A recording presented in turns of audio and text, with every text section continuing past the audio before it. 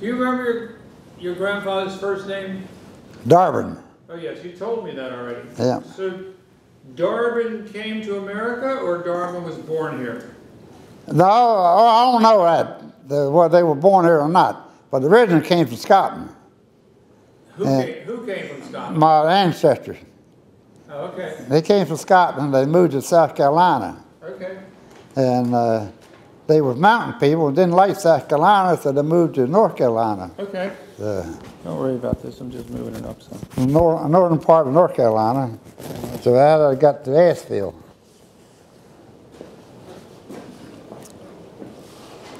Did they get up to the Maryland area? Then my grandfather, he had 12 kids, and they all moved up.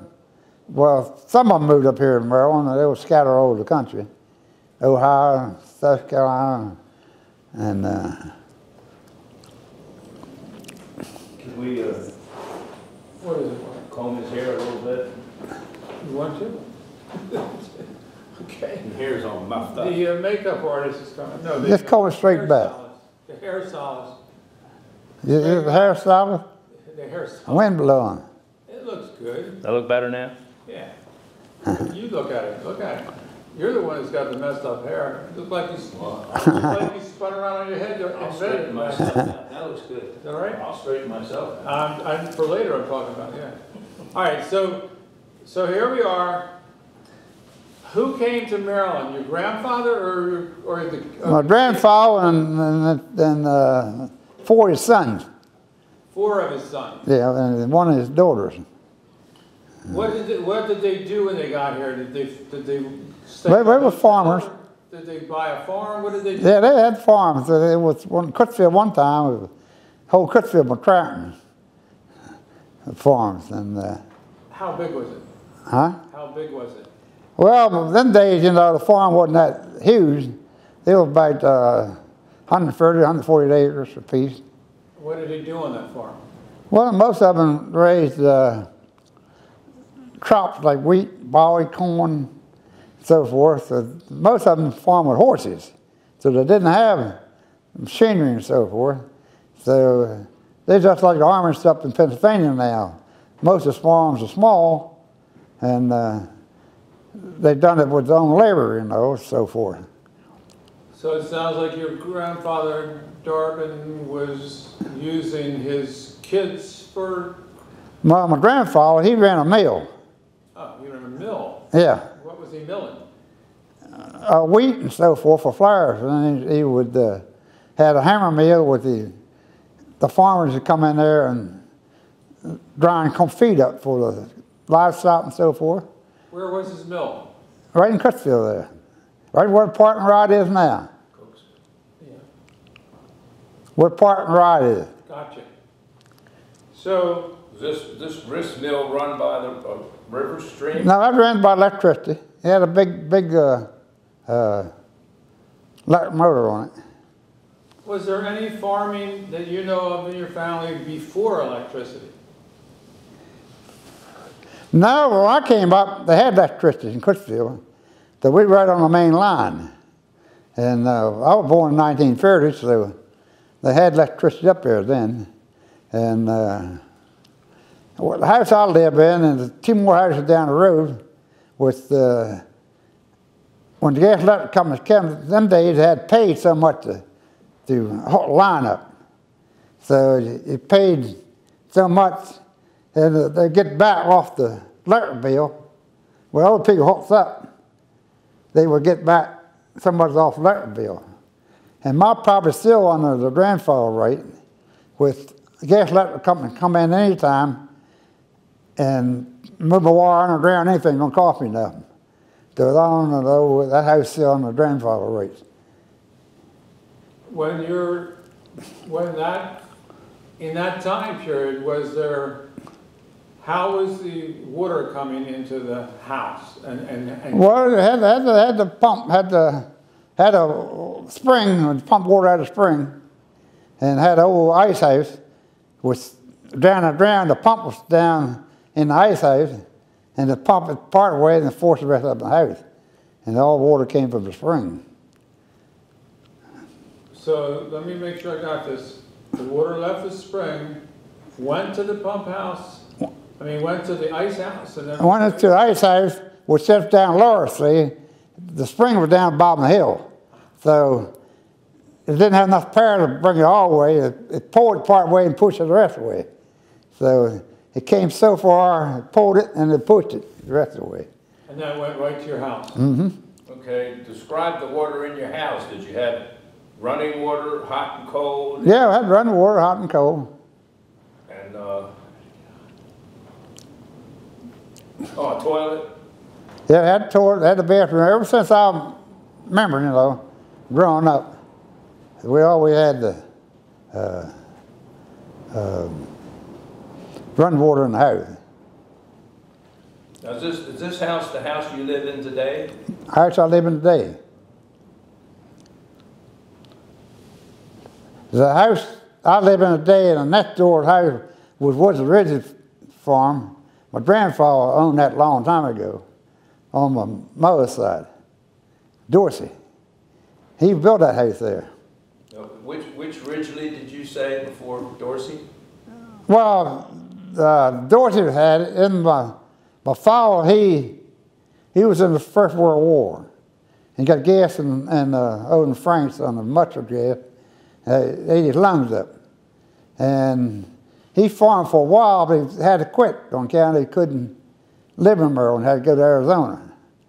So with the mustard gas and so forth, tore his lungs up. But you said originally owned a farm. I just missed the name. Well, the farm was owned by my grandfather. Then there's a guy named Watkins out of Baltimore City. Watkins. Watkins had a feed mill down there off of President Street in Baltimore. He bought it. Then he sold it to Ridley. That was back in 44, 43, something like that. He sold it to who? Where's Ridley? Washington Ridgely? Where's in Ridley, yeah. That's the same Washington Ridgely that was on Philadelphia Road? Now, where's in Ridley? He lived at the top of the hill. His father lived at the top of the hill there where Friendship, across from school. What's his first name again? Worthington. Worthington. Worthington? Ridley. Well, I also knew a Washington Ridgely. That's why. No, this is not a Washington. This is a Worthington Ridley. Worthington Ridgely. Mm-hmm. When your grandfather had this house and farm, were you alive? Who? Were you born already? Yeah, I was born, well, I don't remember it, but I was born, he sold the farm in 1934. How old were you then? I was 4 years old then. Oh, okay. So I don't remember much about the farm. Where were you living then when you were 4 years old? Right next door. Oh, okay. See, when my father had to go to over to Arizona on account he couldn't live here on account of the mustard gas. So I went with my aunt. So I lived with my aunt when I was 2 years old.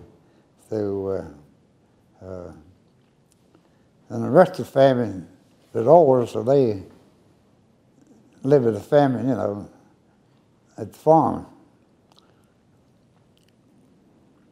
Good. When you were living across the street and the farm was sold, what were you doing then when you were living across the street? There was a farm there too. There was a farm next door. How much land? Do you have any idea? It was 140 acres there then. What was it used for? It was used for they raised turkeys and used to raise eggs for hatching eggs, and also market eggs and so forth. And it was for Purdue and so forth. Then they had sold young chicken, frying chicken and so forth. And after people was in, they'd come to the farm and buy stuff like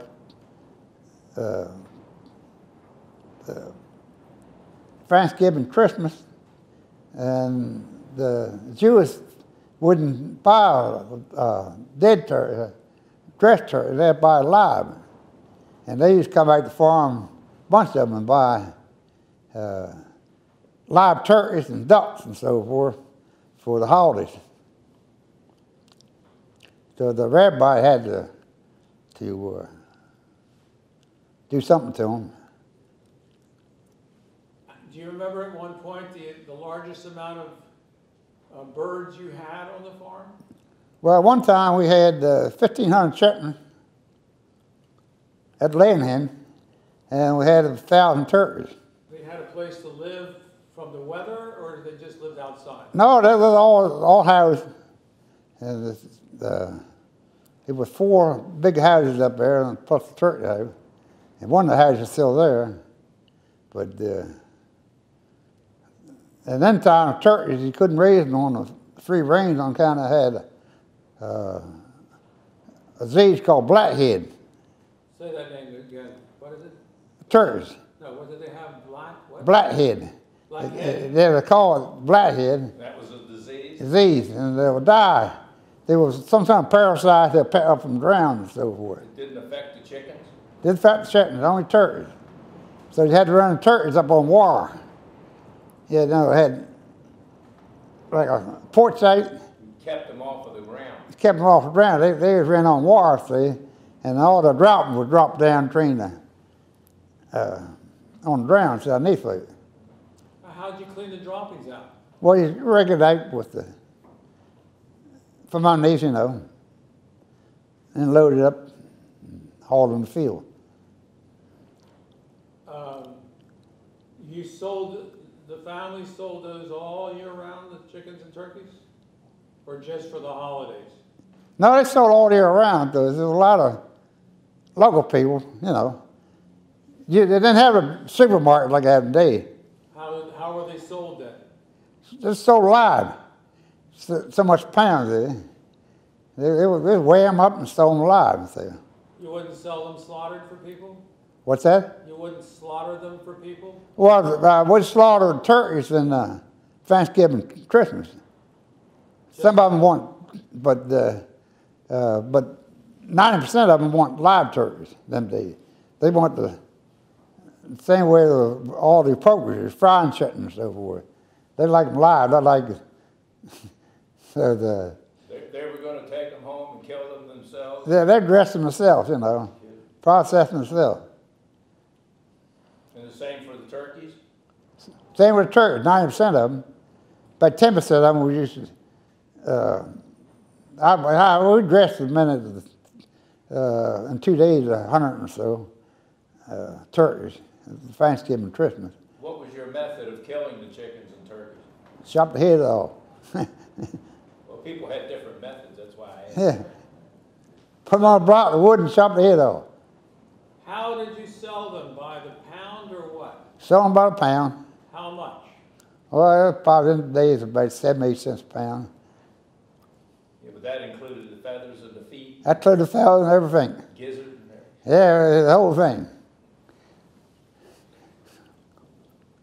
What did you do to help that whole turkey farming process? Were you a farm hand for that, or what was your part?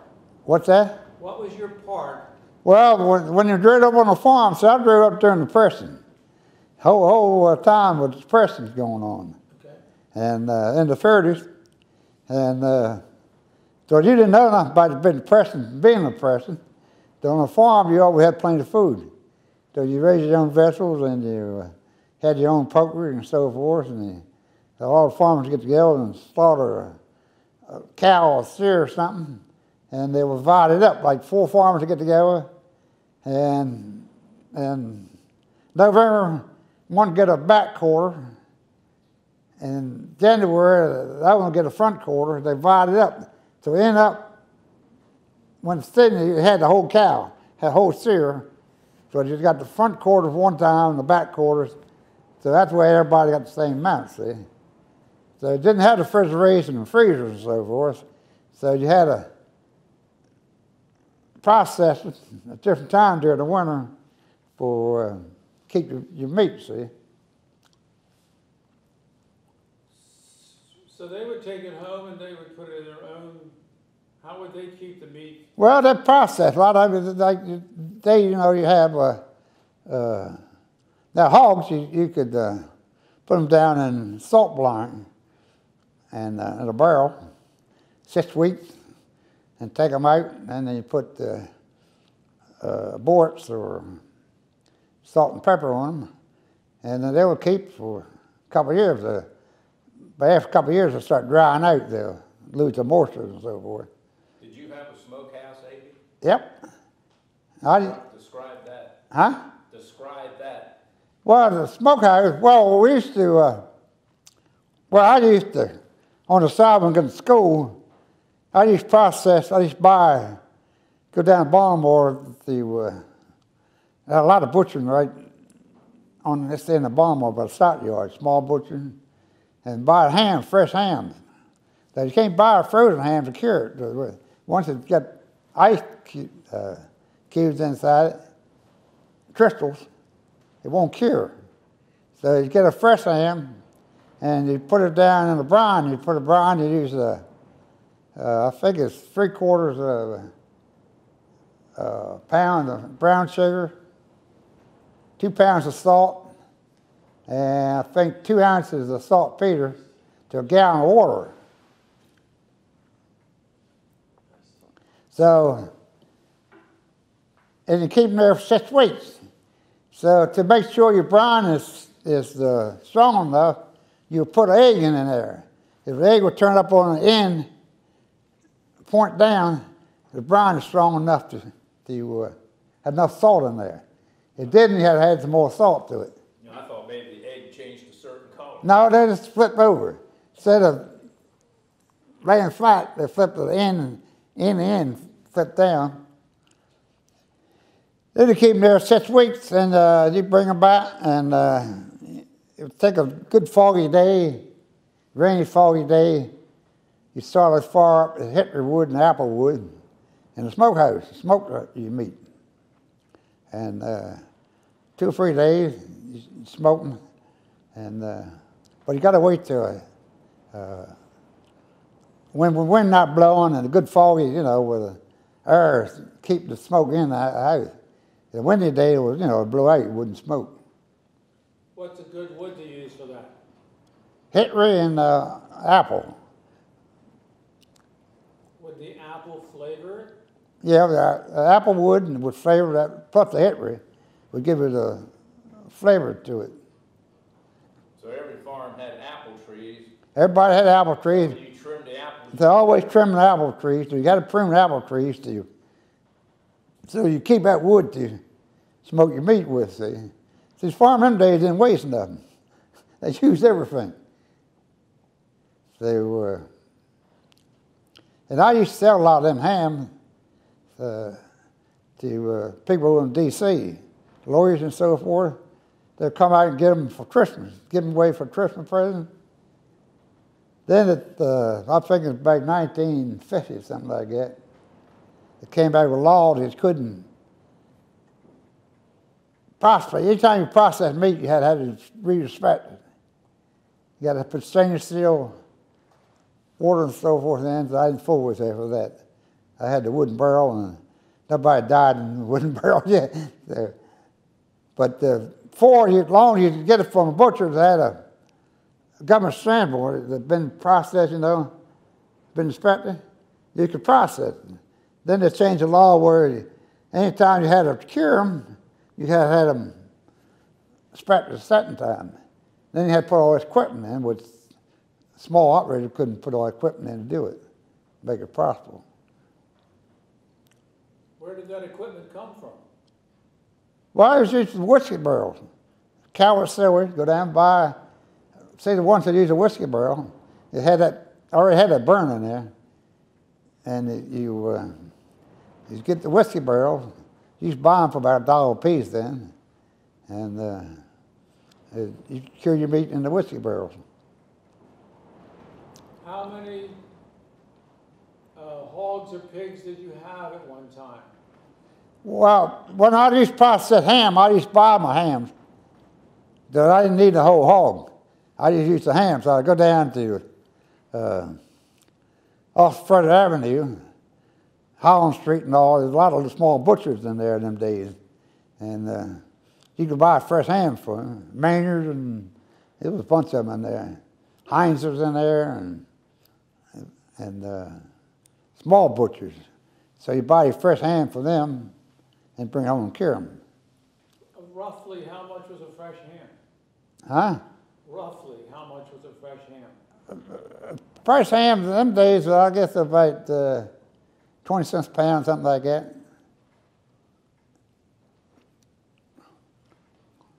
And once you process that, they lose about 10%. They'll kind of drag a little bit. So you process, I just get the $1 a pound for them. So made a little money off of them. But you lose the 10% the weight. When you buy them weight, the process, when you sell them again, you lost by 10%. Who was buying those? Most of them were lawyers and so forth out of Washington, D.C. How'd you find them? Well, it's word of word and mouth. It's got anything had good things like the Jewish people come from Baltimore out there to get turkeys. There's some pass word and mouth, word and word, you know. This would say, well, he got good turkeys right there. This got a good hams, and so they show up and buy them. Then once you get one customer, you had them every year, you know. They keep coming back. And you were doing that with who? What's that? Who were you doing this work with? Well, I'm doing it for myself. I was making money while I was going to high school. This was all in high school, huh? Yeah. And what were you studying in high school? Well, in them days, we didn't have too many teachers. It was during the war, and there were shorter teachers. And they just sold general subjects, you know, history, math, English. Did you have a subject you liked a lot? Well, I was a mathematician. And actually, when I was in senior school, I taught 2 classes to the freshmen, though they were shorter teachers. And 2 classes a week, 2 hours a week, I taught freshmen math. And you were how old when you were teaching the freshmen? What's that? How old were you when you were doing this? I was 17 years old.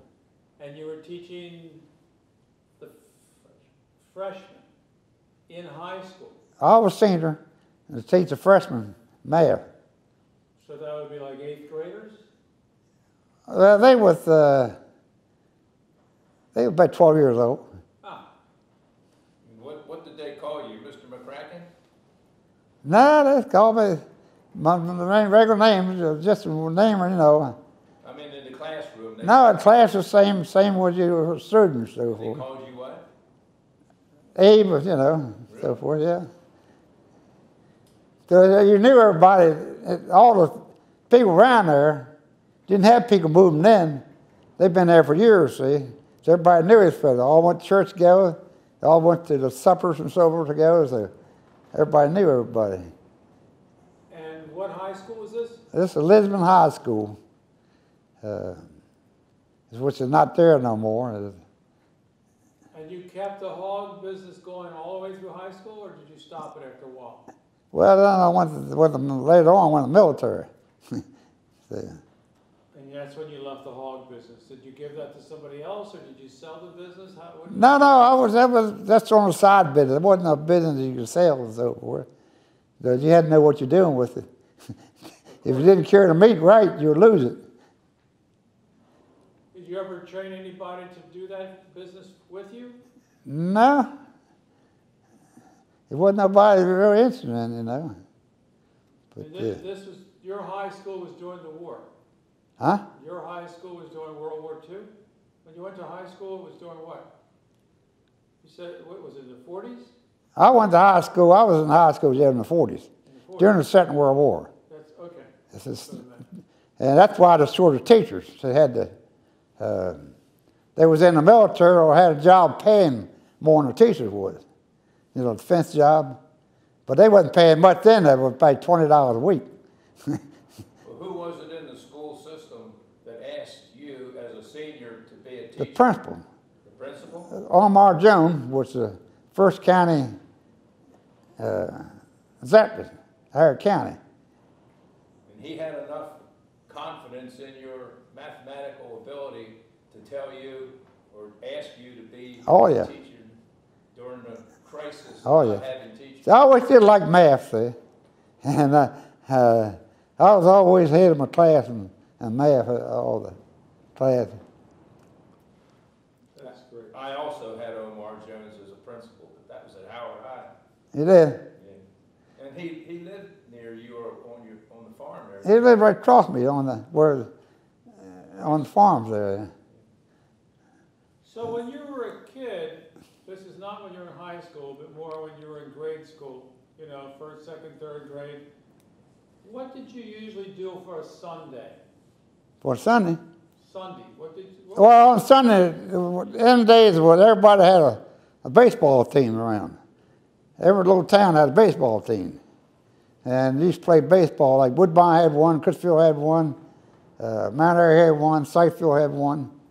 Baseball and softball. And that was what we done on Sunday. Unless it was during the harvest, and you had to cut wheat and so forth, and bad weather come in, and usually didn't work on Sunday, but if bad weather come in, so you try to get that wheat cut before the weather set in, you know. So you work on Sundays, didn't play ball. Who was all involved in the wheat cutting process? What's that? Who all worked on the wheat cutting process? Well, it was young boys and old men. That's all it had. It had kids and old men. So everybody else in the military, fighting the Second World War or in defense jobs and so forth. That's the only thing left to do the farming. And finally, the government found out that they had all these troops over there, need somebody to raise food for them. So they then started referring some young guys to farm. But first, everybody went in the military. So they drafted everybody. So they started at 37 years old and came down. And it got all the 37 years old and they kept coming down, you know. Get the old men before they get the young guys. Do you remember during the Second World War there being German prisoners? Oh yeah, we had German prisoners working on the farm. And we picked them up Cutfield right there, to come up on a bus. And you order so many a day. And summertime, that's the only thing you had help. You couldn't get no help outside. There wasn't nobody available. Did you work with them? Oh yeah. Did you get to know them? Yeah, well, see, once you treat them good, usually they come up with a peanut butter sandwich. So you feed them a little bit and so forth, and they love Pepsi Cola. And they couldn't count money, but they'll go in a pot and get a change. They give you 85 cents to get a Pepsi. Well, that day it was only 5 cents. So you give them all their money back, and the Pepsi men, they were real happy. You get the Pepsi plus all his money back. So I think they were only getting about 75, 80 cents a day. Who was paying the 85 cents? The government was. The farmer would pay 2.5 a day. What were their chores? Huh? What were their chores? What did they have to do, the German? Well, they done any kind of farm work you done, but they done farm work like different from what we done around here. A lot of them, some of them were doctors. They were all things, you know. Some of them were doctors and lawyers and so forth, and some of them were farmers. Now, when they would husk corn, they would tie corn up in 4 different places. They didn't waste nothing in Germany. And they used to worry about down here by their woods. We have all this timber land around the woods and so forth. And all our forests clean, so they use all the wood. The small countries, they didn't waste nothing. They get all these woods up and burn it, you know. And but also, if you a German prison, you treat them pretty nice. If they have a bad one, who won't want to work, they get rid of them yourself in gang. They wouldn't come back, they wouldn't bring him back. I mean, you didn't have to tell them, say, don't bring him back no more. They'll get rid of him themselves. If you wanted, for example, to dig post holes for fence posts or put up a fence, would they do that? Yeah, do anything. Anything you tell them to do, you know. Yeah, they just do anything. But they love to be out instead of being in the stockade. Get a little fresh air, you know, and out and so forth. And about how many would you get at one time? Well, we only get about 5 at a time. But some farmers get 15, 20, the bigger farmers. So as the days went on, would you sometimes get the same ones back? Yeah, it's pretty right, you get the same ones back. You could ask for them? Well, they will come back. Now, who did you tell when you didn't want a particular individual? Well, you wouldn't have to tell them. Did they have a boss? Well, they among themselves, they've got a bad one in the bunch, didn't want to work. If the rest of them would get rid of him, they wouldn't bring him back in their gang. They had a kind of internal weed things out. You didn't have to tell them, don't bring him back. Yeah, it's interesting that they didn't have someone, a guard with a rifle there or shotgun watching them.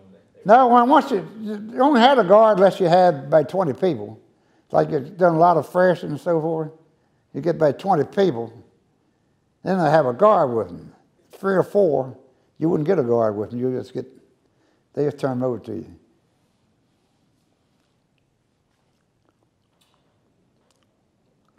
Thrashing was a very important part of the harvesting process. Did you have any experiences with thrashing equipment? Oh, yeah. Well, again, you had old men and boys. The kid. So the kids go out in the field, and pitch it on the wagon, load the wagon and so forth, and throw it in the thrash machine. But the kid never ran the thrash machine, separator and so forth. So the old men done that. The kids would bring the drain in and haul the straw away and haul the wheat away, and they done all that. So the kids would have to use those really long pitchforks? Oh, yeah. Up on the wagon? Yeah, that's all you had. Did you help with that? I used to be a loader. I get a couple kids to work together, like loading the wagon. A certain way you load a wagon, see. And sometimes get old men, they would try to cover up on the wagon, see. But you get smart enough to load a wagon, load the outside first and leave a hole in the middle. They throw a bunch out in the middle, it's down the middle, see. You have a hole down there. So they will stop at trying to outdo you and so forth.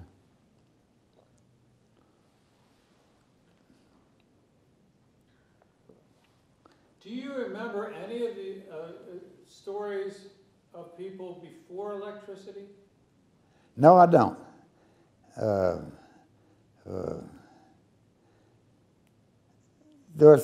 lived on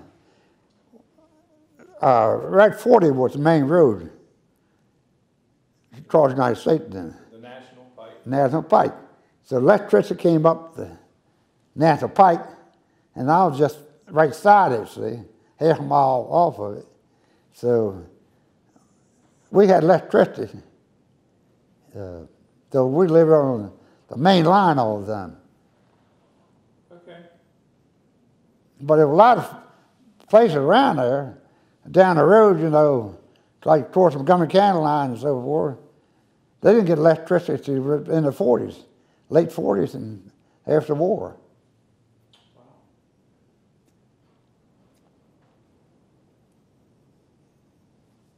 Did you have brothers and sisters?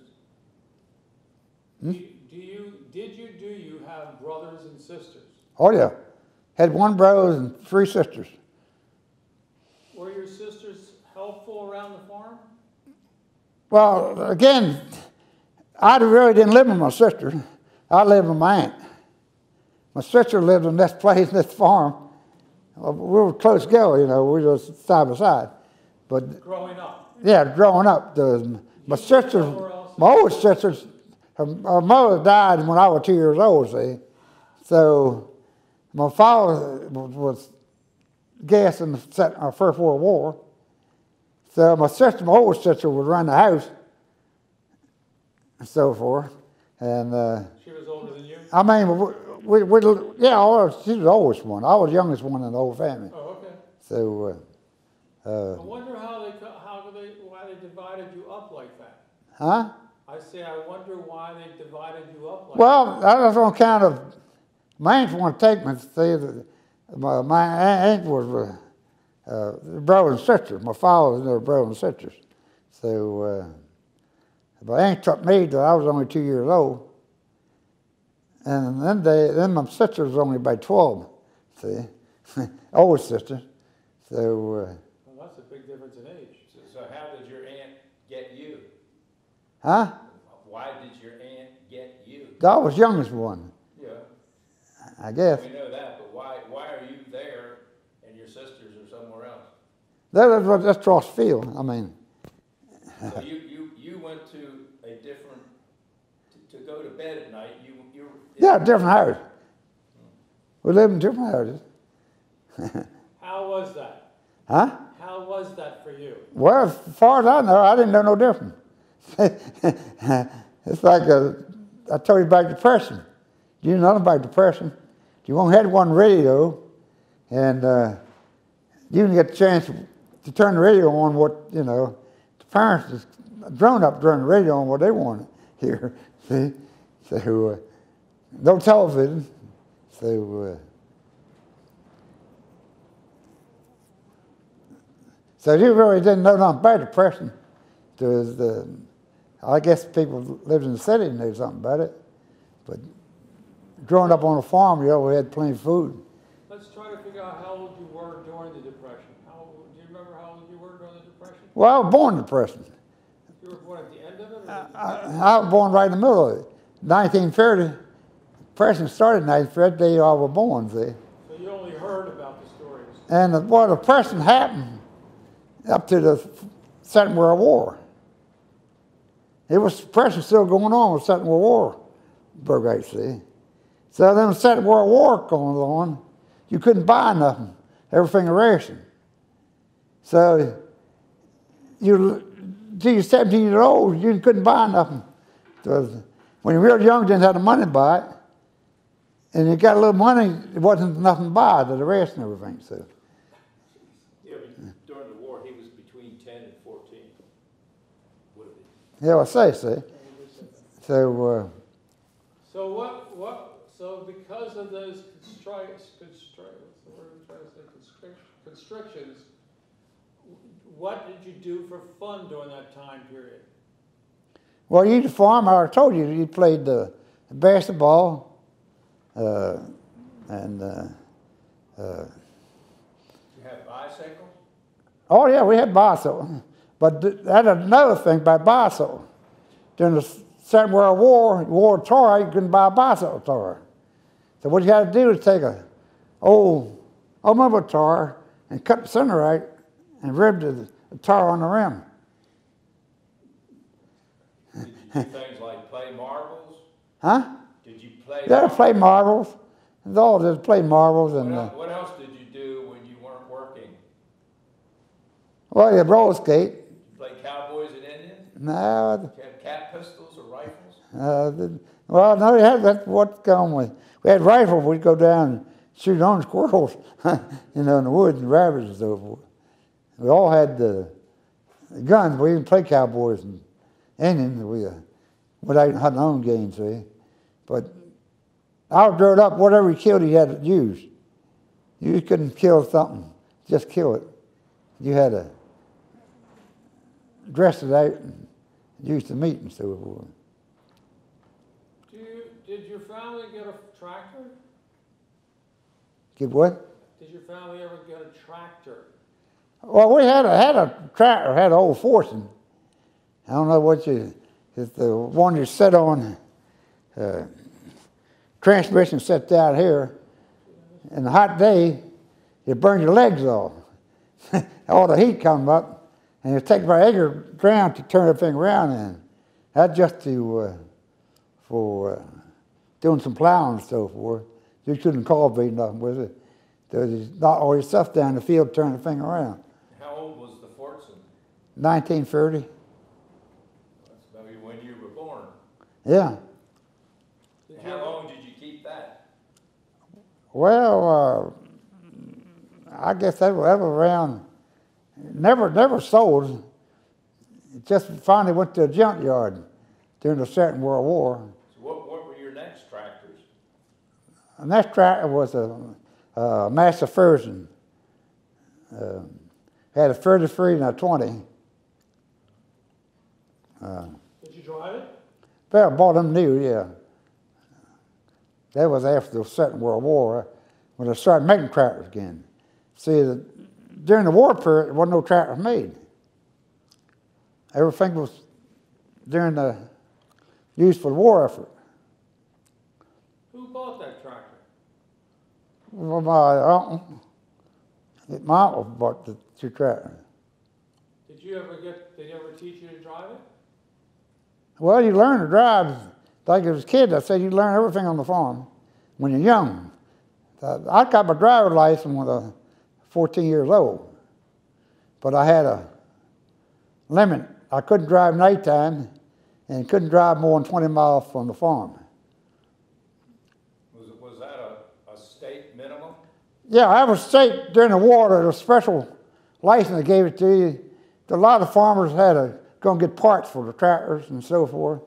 So they gave a kid 14 years old could get his driving permit, but he couldn't drive after dark, you know, from sunset to sunrise, and he had to be only 20 miles from the farm.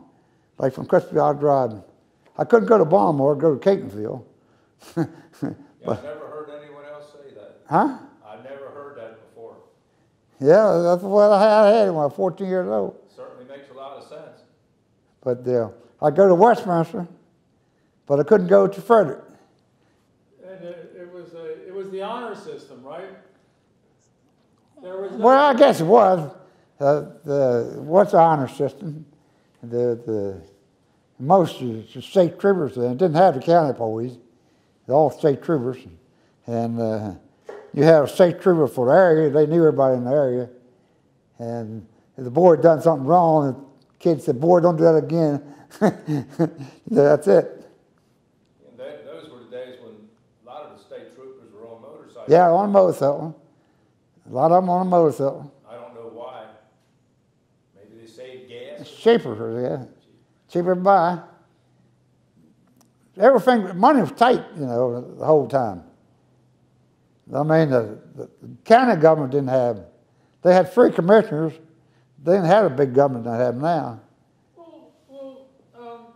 Abe, if it's during the war and everything is tough to get, and your tractor breaks down or your farm equipment goes up, what was a farmer to do during that time period? Well, there's a Belmar and Bonnequine. It said, you wire up and fix the gun away. Like Ed Frank would tell you about that. He fixed a lot of, just temporarily fixed stuff up, you know. You couldn't get parts, you didn't do what you had. Parts weren't available, huh? No, it wasn't available. They didn't make them until everything was for the war.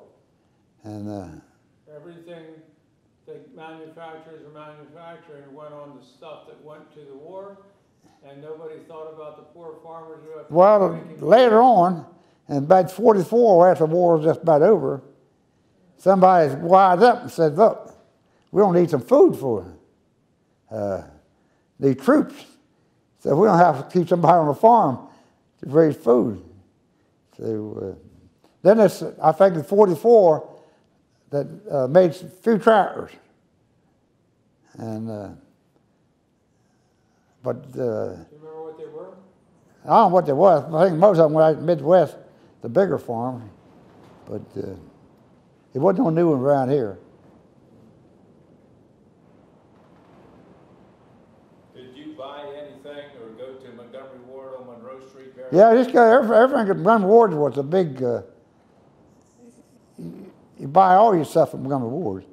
Even farm equipment? Well, they sold a lot of farm equipment. Montgomery Ward sold a Ward tractor, and then sold a lot of horse-drawn equipment and so forth, harness and everything. Farm wagons? Farm, they sold by everything. You drive down to Monroe Street, Montgomery Ward, and they had a catalog department there. You go in and order something out of the catalog, and they go back to the warehouse and get it, and you go pick it up on the dock. Yeah, there was a true story about during the war, there was a big run on farm wagons. And they found that they didn't know why originally, because there couldn't have been that many farms that needed wagons. But what people wanted was the tires, because you couldn't buy new tires for your car. No, you couldn't buy a tire. But they were on the wagons. Yeah. Like bicycles. You couldn't buy a tire for bicycles. So your tire went up, you had to make do. So what you made do is take an old mobile tire, cut the center out of it, and take and rivet to your bicycle rim. So you had a solid tire then. Didn't ride too good, but.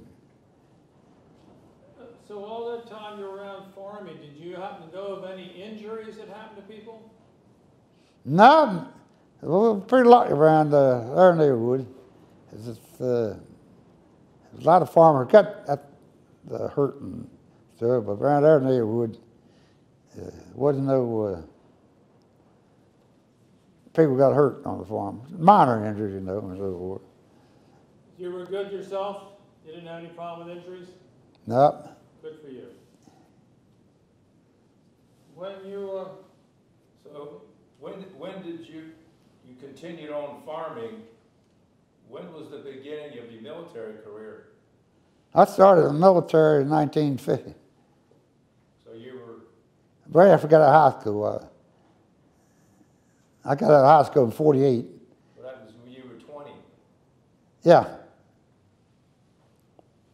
So out of high school. Well, no, I got out of high school in 18. And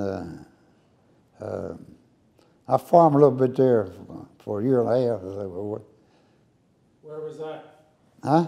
Was it on your farm, you mean? No, my aunt's farm. Right. What were you farming then during that year? Then What were you doing? What kind of farming? same thing, turkeys, chicken, Oh, okay. hogs. Okay. And, So what encouraged you to go to join the Army? huh? How come you decided to join the Army? Well, my father was in the Army, my brother was in the Army, and I guess it was the family outfit. So,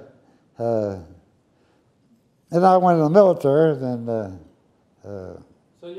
So you got in the Army, went away to boot camp, and you were trained to do what? I went in the Corps of Engineers when I first went in. Then I was in What school was that? I mean, where was Fort that? Belvoir. Fort Belvoir, Virginia. Fort Belvoir, Virginia. Then I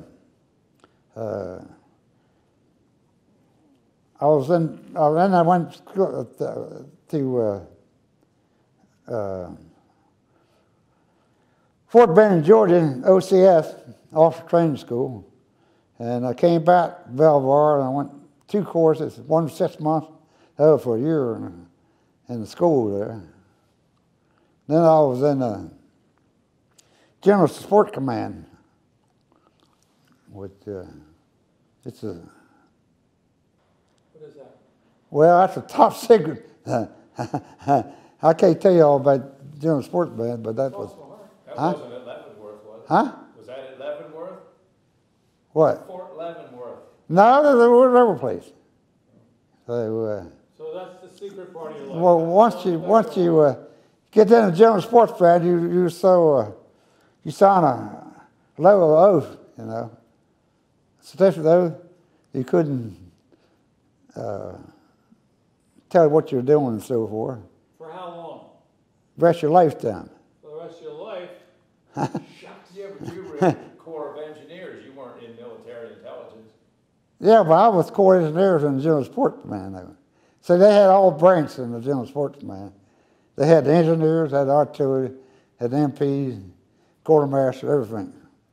And infantry, cavalry. Did you see see any paratroop training at Fort Benning? No, I didn't do no parachuting work. I didn't say you, I mean, did you see it? Oh, yeah. Okay.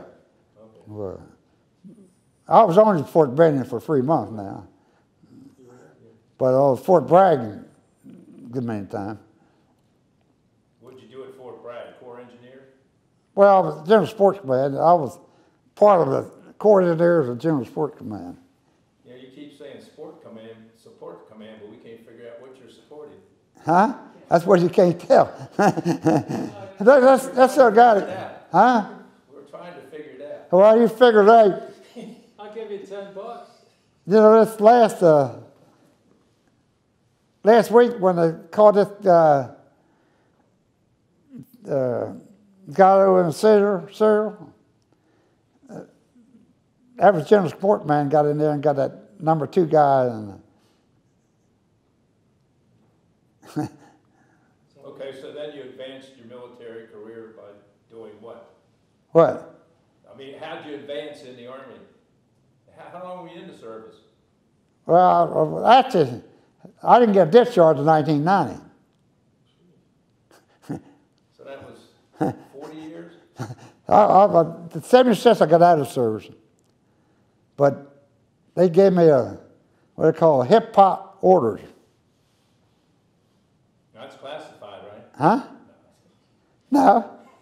Hip hop orders were, and in command, I had to report to a certain building number in Fort Belvoir. So, I mean, they call me back anytime I want to. All they had to do was, I had 24 hours to get there to the building, and then I'll be able to wear. Still got the orders at home. I'll bring it down and show you sometime. Yeah, so all this time you were in support of different things related to the Corps of Engineers. What was your rank when you were discharged? Major 04. What? Major 04. Major. What's the 04 mean? Major. There's 01, lieutenant, second lieutenant, captain, major. That's paid read. Oh, what's the number that matches? O means That's paid read. O means officer. Okay. All that time, for 40-some years did we figure out he was in these services? Well, I wasn't in them. Well, until the 70s. 76, Yeah, so. I got separated. I didn't get discharged, I got separated.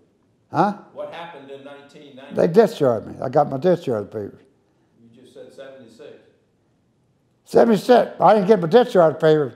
I got separation papers, 76. Discharge papers, 1990. Okay. I was 6 years old. I never made any distinction between the two. So before 76, did you ever work on the farm at all with all the different birds, or did you just stay away? No, after I went to the military, I lived on a farm. I helped neighbors do farm work, in spare time and so forth, but I really didn't do no farming. Okay, this is good. Let me ask you a question that I think is important. You've been to the Howard County Fair? Huh? Have you been to the Howard County Fair? Actually, I've been to the Howard County Fair since I was down in Brindle Park.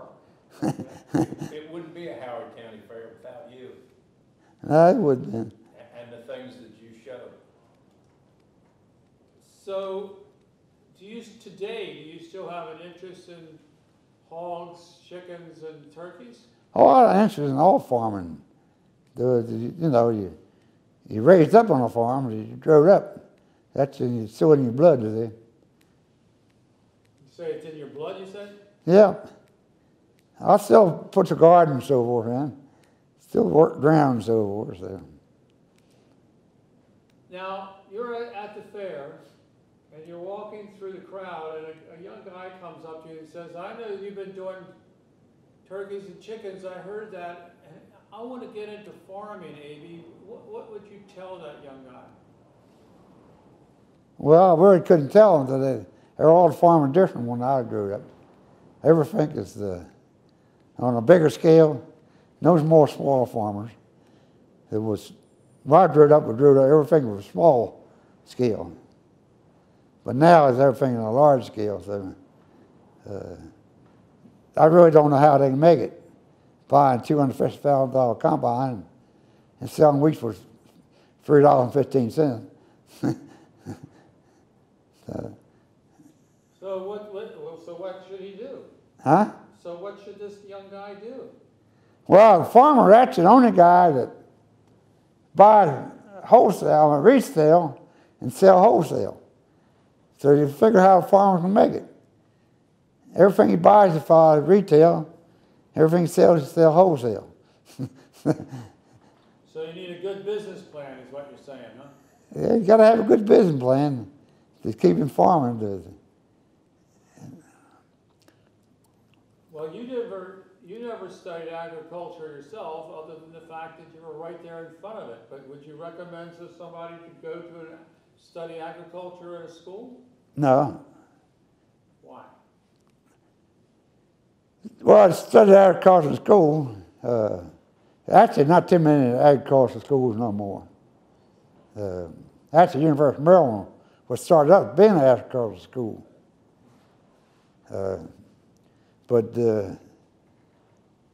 And farming changes about year every year now. It changes fast. You really can't you got to have an on experience work habit on the farm to keep in farming now.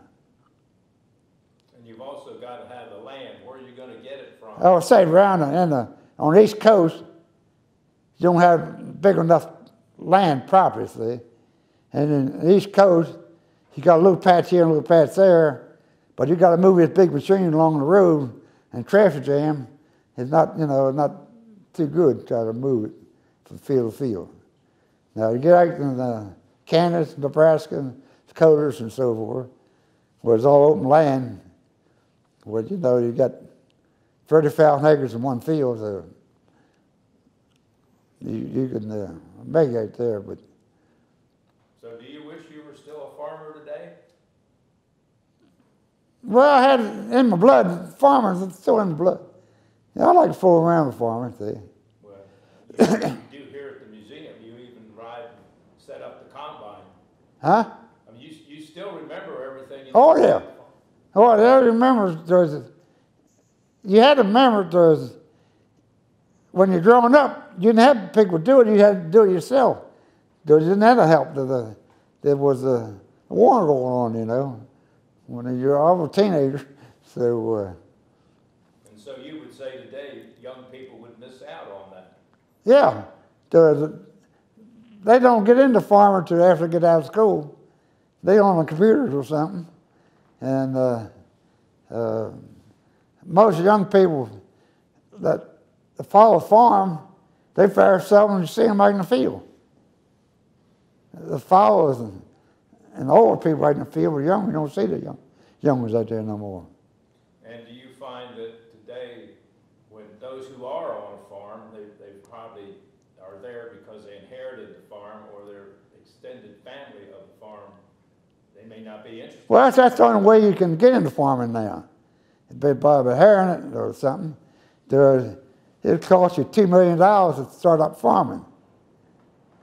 So who wants to put $2 million in a business where he buys retail and sell wholesale?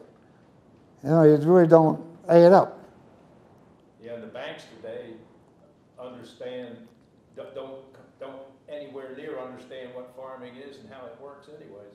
As I say, well, the old farmers, the old banks, well, they were local banks, see. Not no national bank, like Woodbine had a bank, Sykesville had a bank, Elsie had a bank, and they was all local bank. So the banker, the president of the bank, he knew the farmer, and he wanted, $1,000, a lot of money borrowed in them days. You want to borrow $1,000, he'd know him, he'd lend him $1,000. But now $1,000 won't go nowhere today, I mean. So when you're here at the Farm Museum, does that give you a sense of connecting to the blood that you have about farming? You were telling me how much it's in your blood. Oh, yeah. Well, tell me about that. Well, when they first started the museum down here, well, didn't have a museum. We started up there in Lisbon, grocery store. Then we moved over to Bryce's Ridges Farm. Then we moved down to Harris County. It always liked old machinery. You look today, you get working on old machinery. You got the working ideas there. They've done a lot of proving now. There's a lot of improvement done on it, but the idea was there years and years ago. Before they had computers and so forth, they had a slide rule. And you look at some of the old machinery, you look at the gear ratios, how they could figure out with a slide rule, how to get all the gear regulated in line to make everything work. As you get a little chopper right here, we chop corn for the kids and so forth. You look at all them gears in there, and this was built in 1900. How the figures get all them mass to work together, get the right speed, you know, right computers and so forth. It was all slide rule. So they had to be pretty smart people in them days. You know, many people in the old days started young, let's say, in auto repair, which was at least a sense of how things work. Yeah. With gears and oil and lubricants and greasing and all Yeah. that. And now today's cars, there's nothing you can do with them. Yeah, everything worked together. One thing, you know, moved to something else, see? But somebody had to figure all the ratios to get them gears to work the right speed. It's like a separator we separate grain with. Got all them belts and pulleys on there. They got to be a certain size, have a certain speed, to everything work at the right speed, you know. Anything else you want to add, Avie? No, I guess that's the way I'll say to the farm museum here. I like the old machinery. It's like the. So do you think when you were younger and you became a good mathematician studying arithmetic, do you think that you used that later in life? Well, I used a lot of that in Corps engineers in the Army. That's why I made a lot of the Corps engineer work, mathematician, math work. And when I went to schools, I always made that good in schools. There was 75% of it was math. So you know the base of math, you could figure all the other engineer stuff out, see. If I knew these calculators, see, everything worked by slide rule. Yeah, us old folks remember those things. Huh? Us old folks remember those That things. was terrible. Somebody asked me. You know what slide rule is? It's 1, 2, 3. No. I'll bring you one. I'll bring you one down. I'll show you I one. got one at home. Yeah. Old Pickett. Yeah. Pickett slide rule. Yeah. All right, so for the last part, you're going to fill us in. Let us know what the support group was you were working for. What was the name of that support group? General support group.